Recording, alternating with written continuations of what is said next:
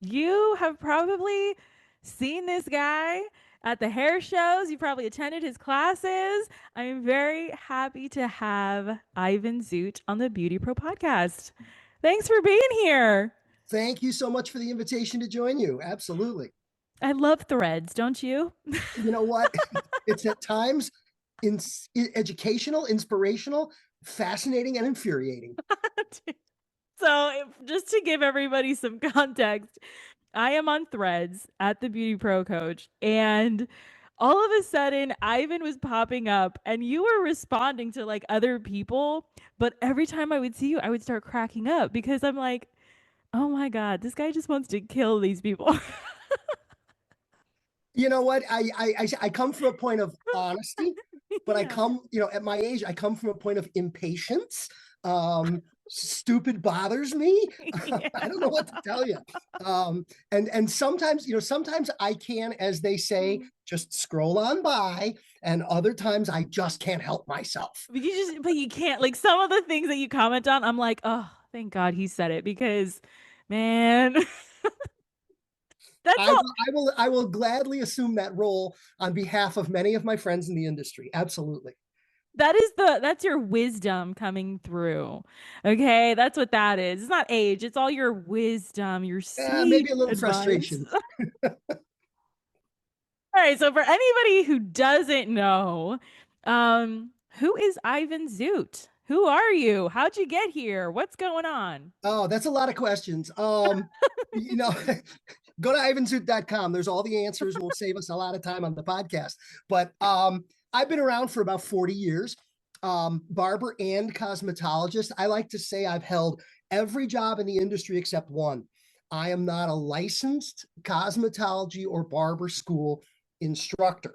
I've obviously Whoa. been a guest at many schools, but I don't have that particular credential. But everything else, from shop owner to platform artist to shampoo girl, you name it, I've done it in the business, and that includes beauty and barber, dog grooming, horse, cattle, and sheep, because I come from Stop. the electric clipper end of the world, and Yeah. boy, it took me into some interesting places and done some things. But um, I've written 13 Mm-hmm. books Mm-hmm. about success in the industry. I've got almost not quite a dozen patents for inventions and innovations in the industry. And along the way, I picked up the 3 Guinness World Records for professional haircutting. So it's been 40 years. I've had an incredible amount of fun. I figure at my stage of my career, I probably got 2 or 3 years left, because I really, really just want to go fishing. I do not blame you. From hair show, if you've ever been to a hair show, which everybody watching and listening, you should, from hair shows, from doing all the things that you do to fishing, absolutely. I support you on this journey. Do Well, it. I've always said, and I say this, and I love to say this, Uh-huh. there's going to come a time, there's going to come a day, there's going to come a hair show. And 2 stylists are going to be at the hair show. They're going to be standing in line for the ladies' room, because obviously there's not enough ladies' bathrooms. And Yeah. one of them's going to say to the other one, he goes, "Hey," they're going to say, "Do you remember that guy? That guy, what was his name? Ivan. Do you remember Ivan?" And the other one's going to go, "Oh, yeah, I remember Ivan. I wonder what happened to him." And the first one's going to go, "Well, maybe he died." And they're going to get their phone out, and they're going to Google me, and they're going to discover that I'm alive, I'm fishing, and I'm just not doing hair shows anymore. They're gonna find you on Instagram, and you're gonna have all these like fish like holding up Yeah, the bass, like, hey. I have that Instagram. I have 2 Instagrams. I have one in the beauty industry, and I have one that is totally all about fish, because last year I patented and introduced an item in the fishing industry. So that's kind of like retirement career Ivan 2.0 down the road. I love it. I love it so much. Okay, there's so much to unpack here. All right, so What do you want to talk about what first? is yeah, we're gonna circle around. All right, so books on success. All right, so obviously you know quite a bit about it. So what is the secret to success according to Ivan Zoot? You know what? I'm gonna tell you a little story that I love to share. that will answer your question. Okay. And it also is the answer to the question of the origin story. You know, what the hell are you doing in the beauty industry? Which is not a question I haven't been asked frequently, because I don't look or sound or behave. If you were to call the casting director and say, send me a cosmetologist, this ain't probably not what you're going to get. But I have the cos license. I went back to school later, got a barber license. But the answer to your question, what's the secret? I think really lies in my origin story. And I think I got incredibly lucky in that I figured out what I believe to be the ultimate divine truth of the beauty industry before I got here. So while I have friends and peers and folks I know who have figured it out along the way, I had the luxury, or I had the gift of maybe knowing something before I started that I think impacted my trajectory and my travels and my path through the business. So here you go. Finished high school, working, going to community college part-time because I really didn't want to go at all, but had my arm twisted because my family and my community believes that you have to go to college. It's those kind of people. And living on my own in an apartment. I was dating what later became my wife. Now it's almost 40 years, and we just had our second grandbaby, which is super exciting. We'll talk about that later. But I was getting my hair cut by a young woman named Elaine at a salon around the corner from my apartment. And I would go in there and get a haircut. And I would probably get a haircut every 8 weeks or so, which is pretty frequent for that time frame. Remember, we're talking, this is very early 1980s. And she would cut my hair. And every time I got a haircut, I hated the haircut. I was upset. I was disappointed. I was pissed. Call it whatever you want. Every time she cut my hair. And I was unhappy. And one day she cut my hair. And I now know, because now I've got 40 years in the industry, I know what was wrong. I know why it was wrong. I know everything about why I hated it. But bottom line is, outside the industry, working in sales, getting a haircut regularly, and I hate the haircut. And I'm walking through the parking lot to my car, and I'm kicking the gravel, and I'm upset. And I ask myself, why do I keep going back? It was a good question. I don't like Totally. So, on the way between the door and the car, I discovered I liked Elaine. I had a personal relationship that I enjoyed with Elaine. I liked the location. It was convenient to my apartment. I liked the price. It was about what I thought at the time a haircut should cost. I liked the owner. He kind of seemed like a cool guy.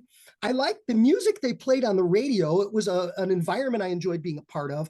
I liked the magazines they had up front. I liked every single thing about the haircut except the haircut. Except the haircut. And so what I discovered was, this doesn't have anything to do with haircuts. And I say this now in my classes, at shows and at schools. If you got into the haircut business because you thought the haircut business was the business of cutting hair, you're in the wrong business. And now I understood that at that point, that day. That was my divine aha moment. The clouds parted, the beam of light shined down, the angels sang. And at the time, I had a customer. I was selling in a different industry, but I had one customer who owned 3 hair salons. And I used to sell him plastic garbage bags and cleaning products and a variety of miscellaneous things. And I was sitting talking to him about this revelation that I had, that I don't like the hair. Now, what I know about the haircut, just for backstory, was she was cutting on my head she was a good hair cutter, a perfectly executed 90-degree uniform layer. She pulled every piece of hair off my head. She cut it to the exact same length, sideburns, ears, and neckline, slap some gel on it, send it home. Now, we all know if the head underneath that haircut is round, that's going to be a round haircut. And I'm too round for round. So I didn't, I look like a fuzzy Q-tip. If I wore a white shirt, you'd stick me in an elephant's ear to clean it. What I wanted was the freaking corner. I mean, look at me. I wanted the corner. I need square on top of round. Whether you think it looks good, it's how I want to look. But I had no idea how to verbalize that. Right. And quite frankly, I don't think Elaine understood that. She could execute a flawless 90. Not her fault. But it's her fault because at the end of the day, it's consultation skills, not her technical skills. I don't know if I said to her, leave the corner in, that she'd have any idea what I was talking about. But I had a conversation with this guy about what I perceived to be the nature of the industry. And fortunately, this guy was not a Sassoon-trained precision haircutting lunatic. Now, I had the benefit of some of those folks as mentors, employers, and influencers of me along the way. So I have an understanding and appreciation for that level of dedicated commitment to the art and craft of haircutting.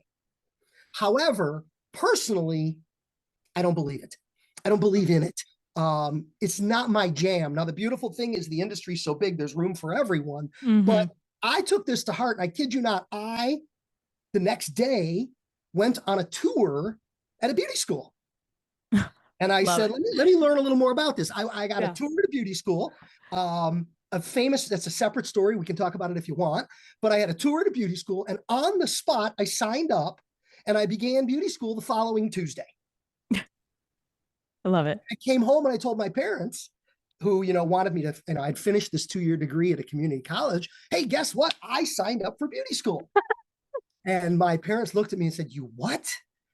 And, my mom said, what kind of job is that for a nice Jewish kid? And I said, well, Vidal Sassoon was Jewish, which didn't do me any good. She's like, I don't care. It wasn't the sales pitch she was going to buy. And then after I had dinner with my parents, then I talked to my, at the time, fiance. I said, hey, guess what? I signed now. Meanwhile, I got finished school. I got a good job, 1986-ish. I'm making real good money, but I'm going to go to beauty school at night. And my wife's like, you what? And then we went to my in-laws' house. They weren't my in-laws yet, but of course they had 2 daughters. I was the son they never had. And I told my soon-to-be father-in-law and mother-in-law, hey, guess what? I signed up for beauty school. And my father-in-law, to his credit, without missing a beat, he looked at me and he goes, oh, that's cool. We'll open a shop. And I had no intent at that point. I wasn't looking to open a business. Right. I just thought this was going to be a racket where I was going to make money. And by the way, it's not about the haircuts. It's sales. I was already a very successful salesperson. It's about building. I say this all the time.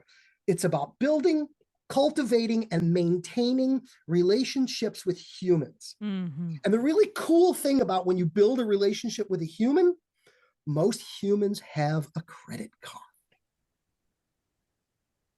Yep. So that's the answer to the secret. It's not about the haircut and the origin story that got me to beauty school. Love that. I love that. Okay. So now, this is like a side, because it is about relationships and it is about ultimately sales, right? What do you do with this, I guess, I hate to say it this way, but like the newer generation of stylists, the younger, the stylists in their early 20s, that they do a consultation and the girl's hair is fried and everything that the client wants, the stylist is saying, oh yeah, no, I'm not going to do that. What do you do? Knows the best answer. God bless them. Okay. I think that's not where I thought you were going to go with the question about younger people in that consultation. I have said for many years, when that woman brings in her daughter's got hair past her shoulders, and she has 17 overlapped applications of level 3 box brown from Walmart. The bottom, inch is her natural level 6-7 brown. The next one is kind of orangey, and then all the rest of it is black. And she comes in and she wants to be blonde with highlights. The absolute best answer for this young lady is, no, take that to a salon down the road. It would be better for my reputation for you to tell people I turned you away. Okay. because there's no way that can go well. You know, the young lady that I was at a funeral yesterday for a Mm. friend of the family, gentleman who lived 99 years. So it was a celebration of life, a wonderful event. But I was sitting behind a woman at the funeral home and I'm looking at her hair. And she had, honest to God, she had hair past her shoulders, but she only had 3 inches of hair. Everything else looked like something that had been coughed up by an allergic cat. It was so bad. It was frizzled and it was dried and it was fried and it was so white it was practically transparent.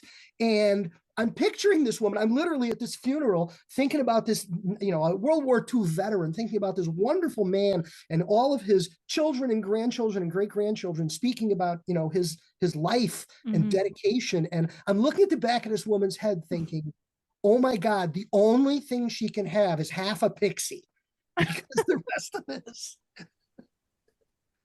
And there's no way this woman is walking in and saying, I know what I needs to happen. I need half a pixie, please. Right. She's not going to say that. Right. Of course not. Of course not. And I know based on what's on her head, she's been to a licensed beauty industry professional sometime in the last 90 days.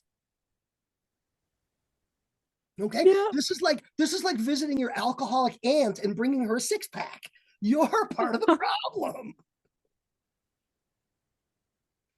I guess where I'm going with it is, all right, fine. We tell them no to maintain our reputation, but like they still came to us, right? So isn't it Yeah. kind of our responsibility to do something for the person, or do we just be like, okay, bye, go to that place down the Yeah, street?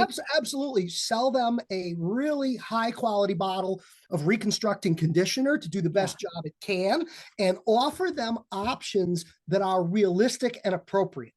I Mm-hmm. can cut some of this off. Offer what you can. I mean, we still have a whole menu. Just because Right. there's 17 items on the menu and she wants, 4 of the ones that are inappropriate for her, sell her something else. Right. There's always, the beauty thing about it. I said everybody has a credit card. There's always a way we can take her money with the best of intentions and in a positive way that is not, when I talk about grabbing people's credit cards, Mm-hmm. don't ever sell anything to anybody that they don't need. Don't ever sell Right. anything to anybody that's not appropriate. But at the same time, I'm sorry, baby needs new shoes and I got a mortgage payment. We got to take some money. Exactly. That's where I'm going with it. That's where Yeah, I'm there's going with always it. money to be had. Yes. I Yes. say this all the time. One of the greatest things about the beauty industry in the United States of America is if you look out your front window, the streets are paved in gold. There is so much money in this business, and our little license is a license to take money I expeditiously. love that. Our license is a license to take money. Beautiful. So, with all of that, what has been your biggest failure? And what Uh, did you learn? well, What did you learn from failure. it? I got a huge list of them. And when if you want me to list the failures, it is easier to list what I can do successfully. Because again, if the menu has 17 items on it, I am unbelievably good at one of them. Okay. Bridal hair and updos, yeah, no. Hair color, yeah, no. Pedicure, no. The list of things I don't do, I heard this as an expression in business. You are more defined by what you don't do than what you do. And an example is this: I specialize in short hair, I specialize in very short hair. I Mhm. specialize in military haircuts, tight faded haircuts, clippered haircuts, men or women, gender's not the issue. Mhm. Um, I specialize in the kind of haircuts people get every 2 weeks. So I Mm. always say, hey, Ivan, you have a cosmetology license? Yes, I do. Hey, Ivan, do you have a barber license? Yes, I do. Well, do you do prom stuff? Nope. Do you do highlights? No, no, I don't do highlights. Do you do pedicure? No, no, no pedicures. You can rattle off the list and finally it comes down to Ivan, what the hell do you do? And Mm. the answer is I do unbelievable short, tight, tapered, clippered haircuts. That Mhm. is what I do. So half the answer to your question is my greatest failure is everything else. And for a variety of reasons, either because I couldn't muster the interest to try to be good at it, or because I tried it and I sucked at it, or who knows? Mhm. There's a long list of those things, but I have tried and failed at everything in the business at one point in time. But I figured out what I can do. And fortunately, I enjoy it. I love it. I tell people I stopped cutting hair right as the pandemic broke, and I'm going back into a salon part-time in about May. And there's reasons why for the timing on all that, but it's time for me to get back behind a chair a little bit because I really freaking miss it. But my last business card before the pandemic, it said Mike's Barbershop. That was where I was working. It had my name, it had the address, the phone number, it had a picture of a police badge, and underneath the badge it said cop cuts. Because what I wanted to cut was cops, firefighters, municipal workers, military reserve guys, snowplow drivers, garbage men. These were my people. And one of the things I share frequently is the idea, if you want to cut hair in the beauty industry, you need 380 people. That's a 380 haircut clients. Forget about other services, just haircuts. If you just cut hair, if 380 people on the planet will say, that guy cuts my hair, Ivan cuts my hair, she cuts my hair, you're busy for the rest of your life. And when you think about it, 380 people, if you go to your local Walmart right now, there's about 380 people at Walmart. 380 people is the home bleachers at a high school football game on Friday night anywhere in America. 380 people is a decent church on Sunday morning. 380, when you consider we have 348 million people in America, one of the most exciting things in our business is you don't have to cut them all. And you don't want to cut them all. I don't want to cut your sister. I don't want to cut your mom. I don't want to cut your grandma. I don't want to cut your kids. I want to cut your dad's buddy who did 2 tours in Vietnam or 3 tours in Iraq. That's my guy. Send him. And we'll be good. How did you come to this conclusion that those were the people that you wanted? Well, it's the failure thing. I tried other stuff and it sucked. And those people didn't come back. Okay, so now what has been your favorite insult that you've ever gotten that now is like your driver? Like I don't know. I want to know. And before I answer that question, I want to know, how did you know to ask that question? Because you're just so cool.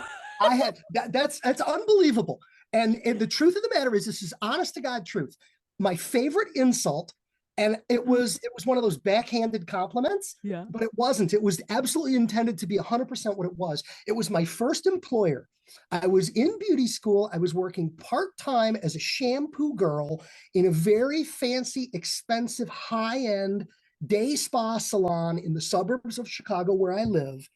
And of course, this salon, if you were in the shampoo crew and a beauty school student, you had Tuesday night model night where you would bring people in to cut them under the supervision of the owner and the staff. They had an assistant program, but you weren't an assistant yet because you didn't finish school. You were just a sweeper and a towel folder and a hair color rinser.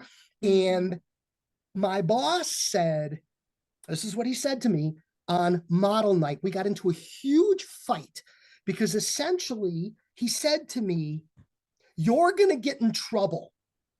And I said, "What does that mean?" And he said, "Your mouth is better than your hands." And what he meant was consultation, interaction, discussion, the social aspect of the business. I was really, really good, but I couldn't cut hair worth a shit. And he, being a Sassoon-trained, highly disciplined hair cutter, he believed you cannot be successful in the business unless you can deliver haircuts that are 9.75 out of 10 on every one of your customers. And of course, my response to that insult, your mouth is better than your hands, my response was, well, haircuts don't matter. And when you say that to somebody who spent, time in London training with people who trained with Vidal Sassoon himself, he had an aneurysm, his head exploded, and there was very little chance I was still going to be employed at the end of the week. And one of the greatest things that ever happened was when I broke the world records for haircutting, he and his partner, they own the salon together, they came. We had a reception. We had a big event when I got back after we broke the records, and he and I had a conversation about, well, you've got Guinness World Records for haircutting. Apparently you did figure out how to cut hair along the way. I was gonna ask you, like, did you keep in contact with him? Have you Oh yeah, spoken to yeah. Elaine? Ultimately, Like, he was very much a product of the Sassoon revolution in the industry, and yeah. he was an incredible hair cutter. I learned a great deal from him.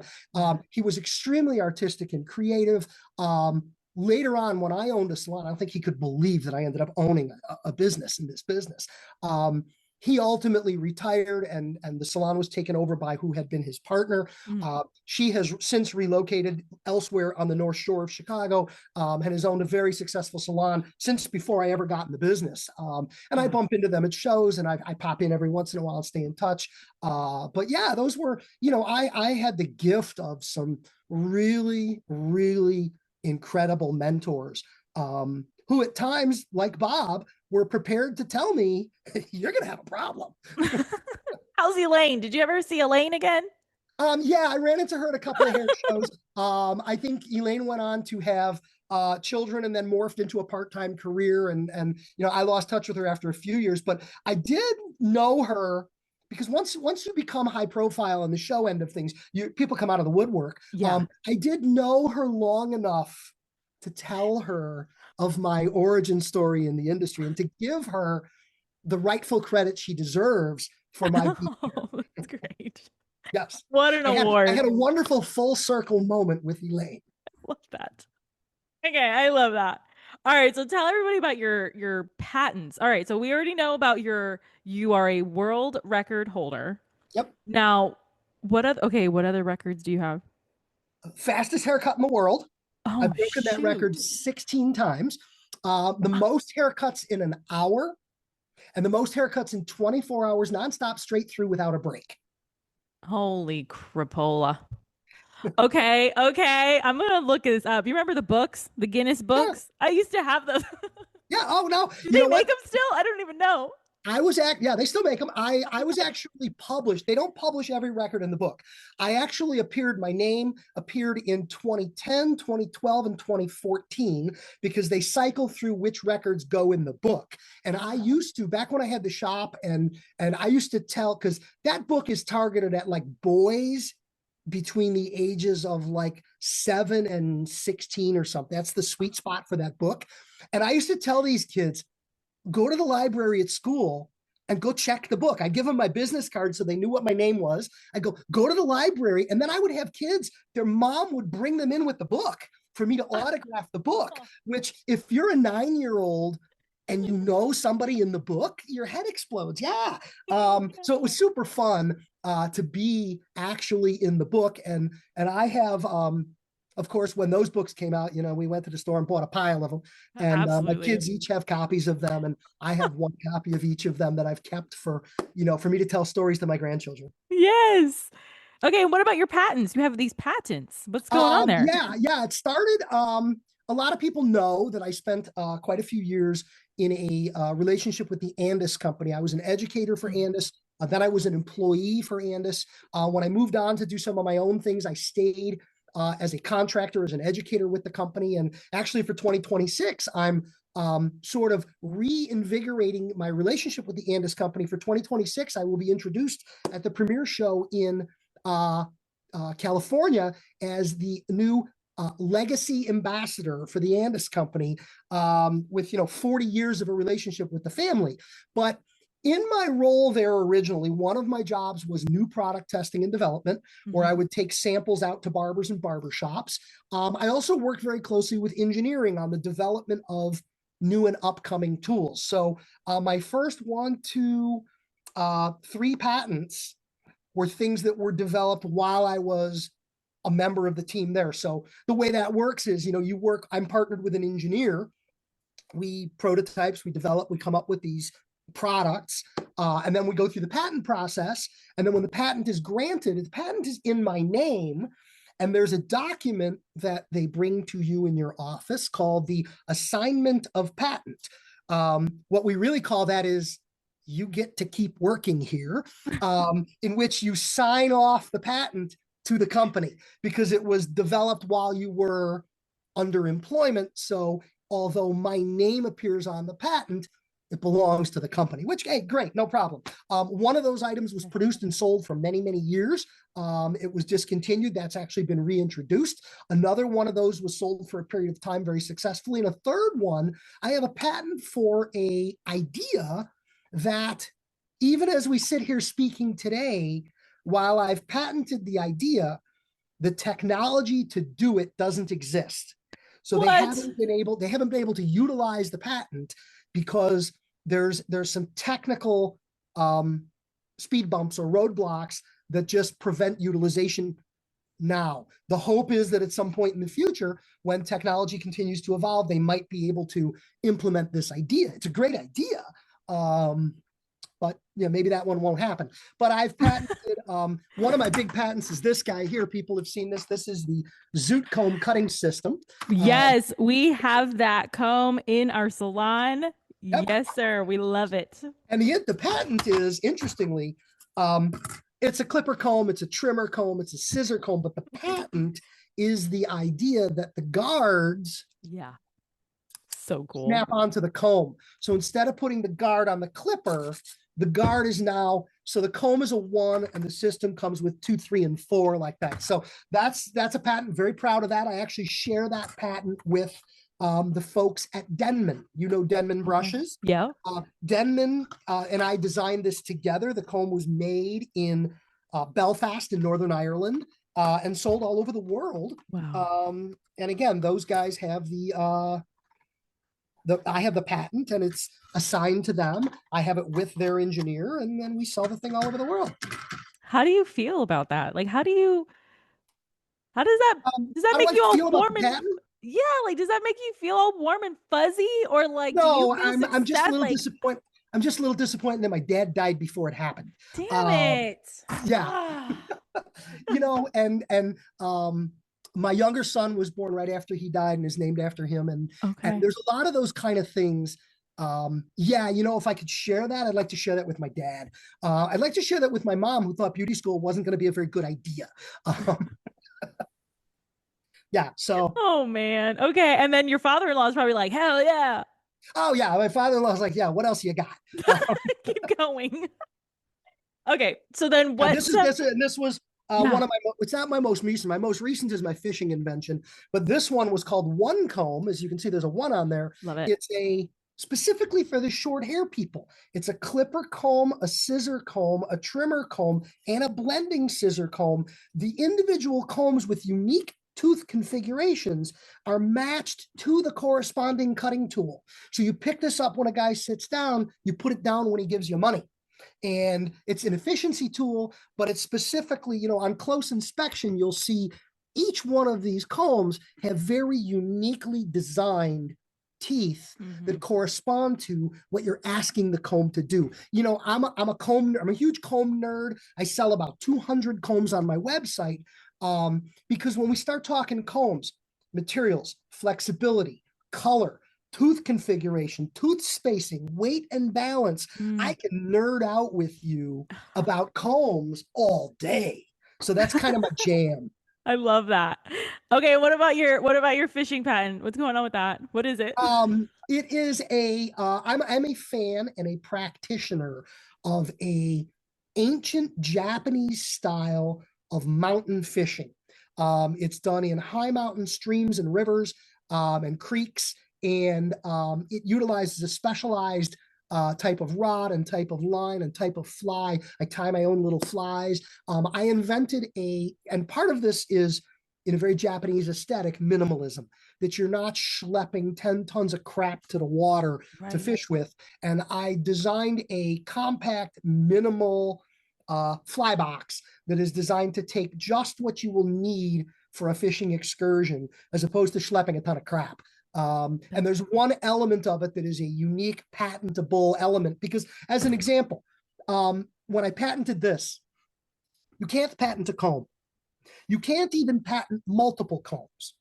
But there are 1 or 2 things that were done within this comb that qualify for a patent. So you have to find the patent where you can. And I have a lawyer who handles contracts. Mm-hmm. I have a lawyer who handles intellectual property. I have too many lawyers, Yeah. but a good intellectual property lawyer who manages my copyrights on my books and my trademarks and my patents. She's expensive, which pisses me off, but she's worth it. She's entitled, I guess. I mean, she gets the job done, I guess.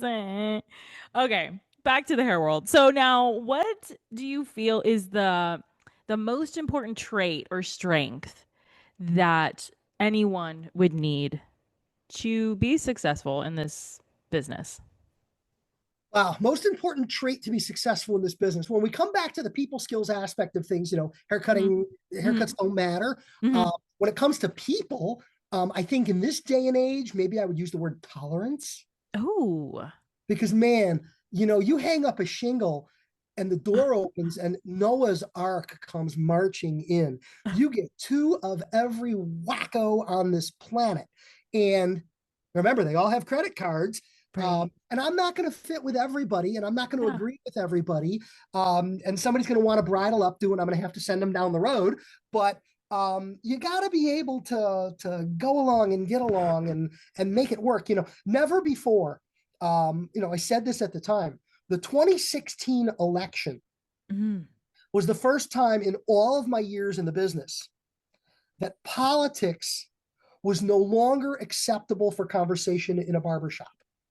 Oh, Okay? It was because it was, we in the past, it always was, it was Reagan and Carter. You didn't like Reagan, you didn't like Carter, you voiced your opinion and you moved on. right. Then we could all argue about the Cubs and how bad that was. But 2016 brought a level of vitriol, a level of nasty, that it was not okay that we didn't agree. It was downright wrong.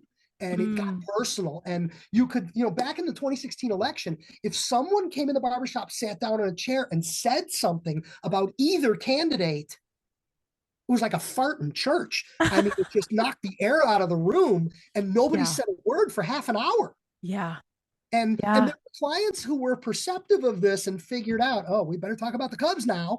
And there were other Mm, clients who would come in and sit down, and for the 15 minutes they got a haircut, would just go on a pro or anti rant about one or the other of the candidates. And everybody in the room just wanted to stab this guy in the ear with the scissors, not yeah. because they agreed or disagreed, but because it was just not okay. Yeah.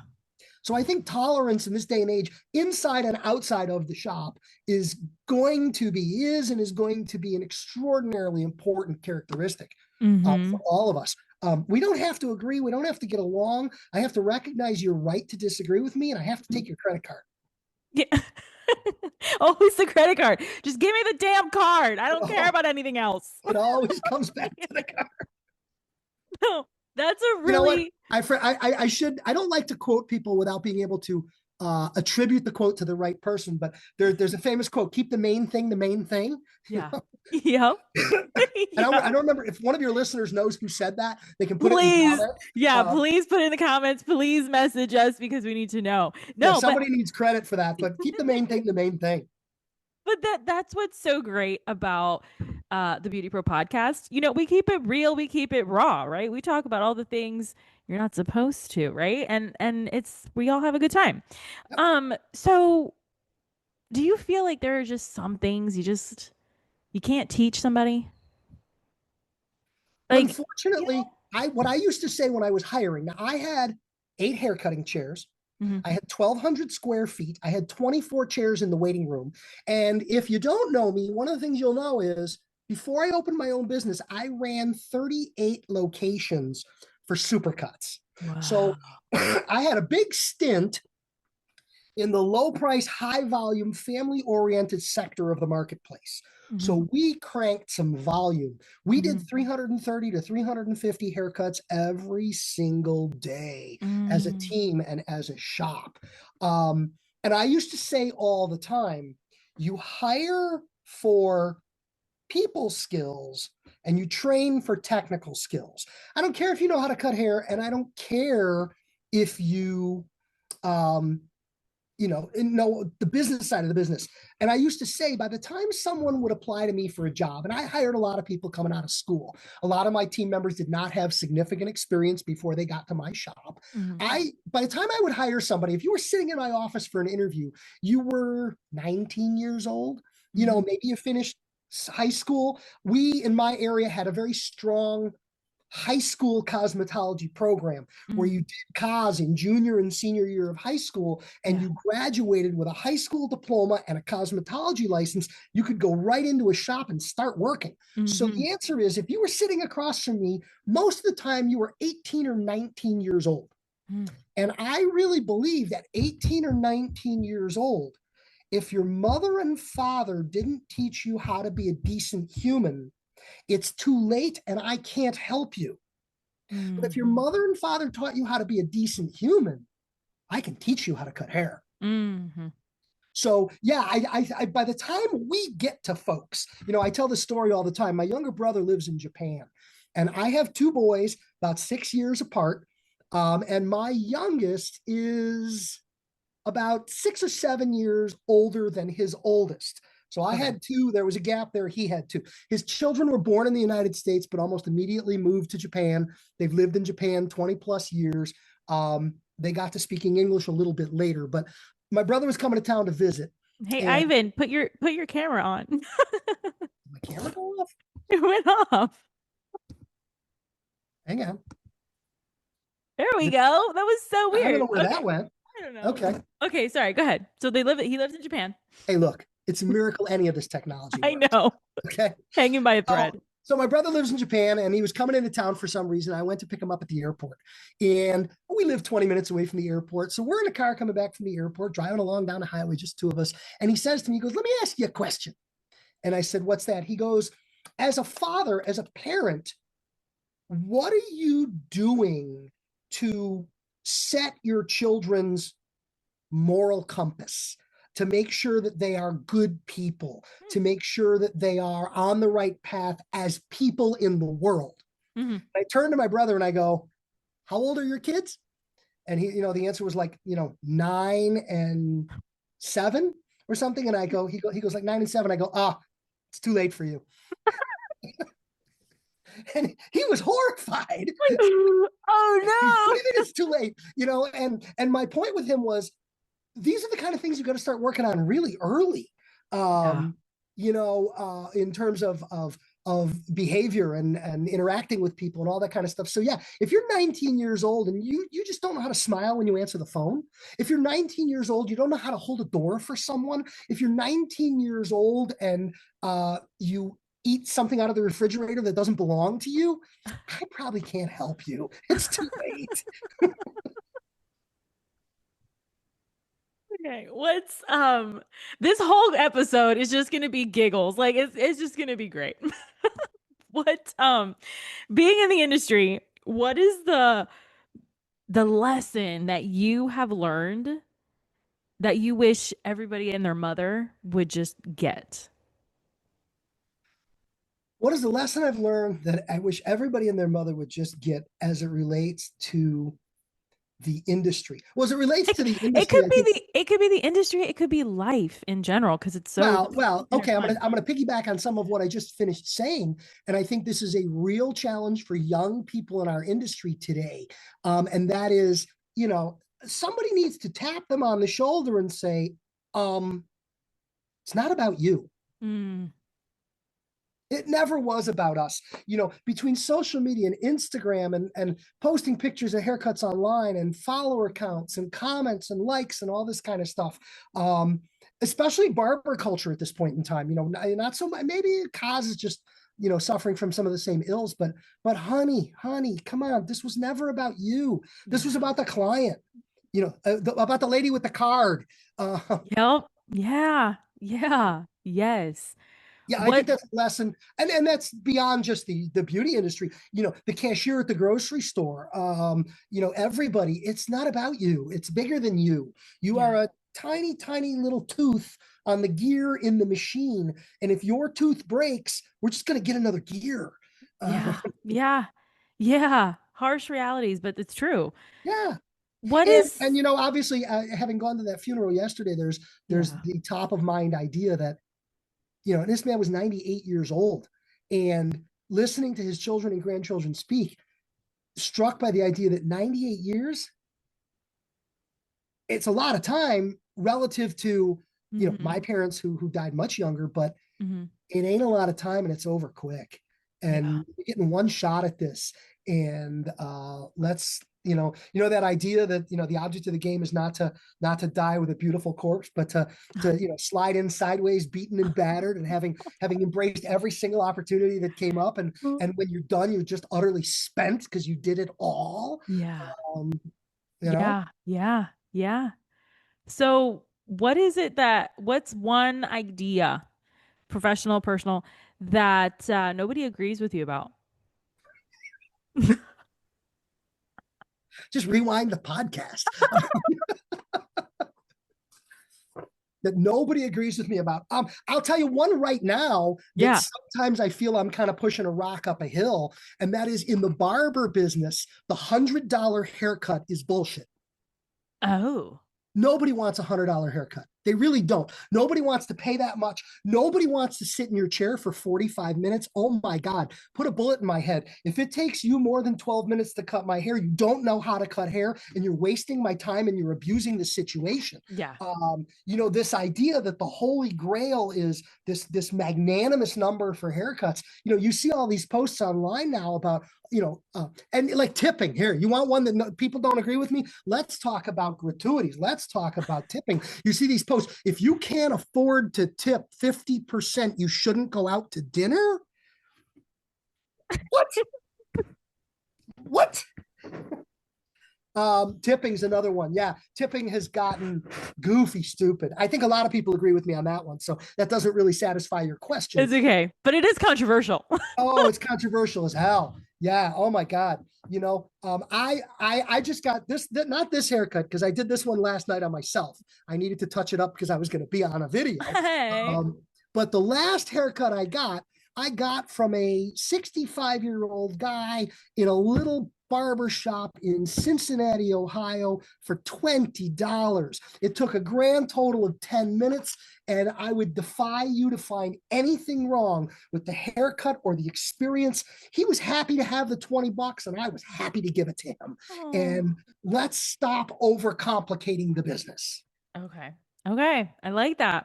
So now you got the website, you got the combs, you got the patents. How can people work with you, like get in contact with you?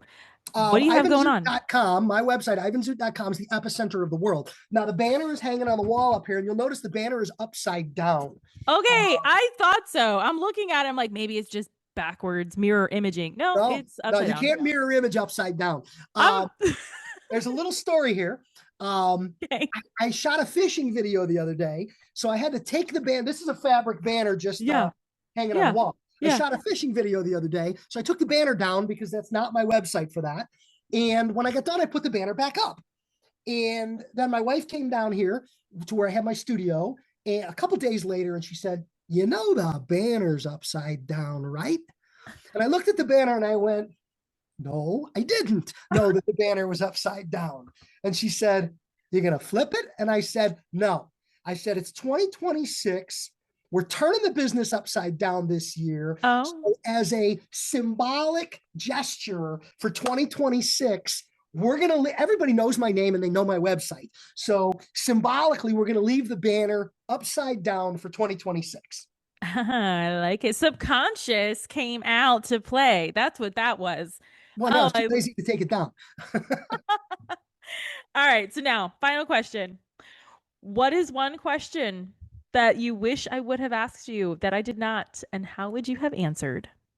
Oh, I wish you would have asked me, what is my new grandson's name? And why is he the most adorable kid on the planet? Oh, okay. What's the answer? His name is Levi, and he's my younger son's first child. My older one's got Sophie is 2.5, and Levi is 2.5, maybe 3 weeks old now. Oh, And he's tiny and perfect and freaking adorable. And I sent a text yesterday. It's kind of funny. I'm gonna pull it up here because I'm gonna read it word for word. Yes. We have a family text group like everybody does, where everybody Yeah, we chats do. back and forth and everything. So I sent this text yesterday to it's my wife, my son and his wife, my other son and his wife, the six of us. I said three questions. I said, did either of my grandchildren accomplish anything yesterday? Number one. Number two, is there photographic evidence? And number three, why do I have to ask to see the pictures? And so That's they great. immediately responded with pictures. So Perfect. I love that name though. Levi is one of my favorite names. I love it. And yep, so, welcome to the world, little Levi. Aw. Congrats, Grandpa. thank you very much. Thank you. We're You're super welcome. excited. Absolutely. Yeah, and it's no secret. I'll mention it here. We live in the Chicago suburbs. I was born here, Yeah. Cubs fan. Yep. My older son lives in Cincinnati, and my younger son lives just on the other side of the river on the Kentucky side over there. And we have a house down there because we go down there all the time to visit. And remember, I mentioned at some point in about May, I was going to go back to working in a shop. Yes. Yes. To go back to working in a shop in Cincinnati because we're going to make the move. So not a Oh, secret. It's somewhat public knowledge, but we're actually I'm going to be leaving Chicago and moving down there, and I'm going to find a great shop to be a part-time part of a team I love it. and put some hair on the floor and get back into bullshitting with customers and the good parts of the business. I And I love that. promise you, the shop that I am in will not be cash only. We will take credit cards. That's a perfect. I love that. That is so great. Oh my gosh, you guys. Thank you for your watching. If you're listening on Apple or Spotify, awesome. I hope you enjoyed our chat today with Ivan. I mean, I was cracking up the whole time. So, Ivan, we're gonna have your links in the show notes so you guys can reach out to him. Go check him out when he moves to Cincinnati. And until next time, everybody. Thank you, Thank Ivan, you for so coming much. on. Thank you for inviting me. Had a blast.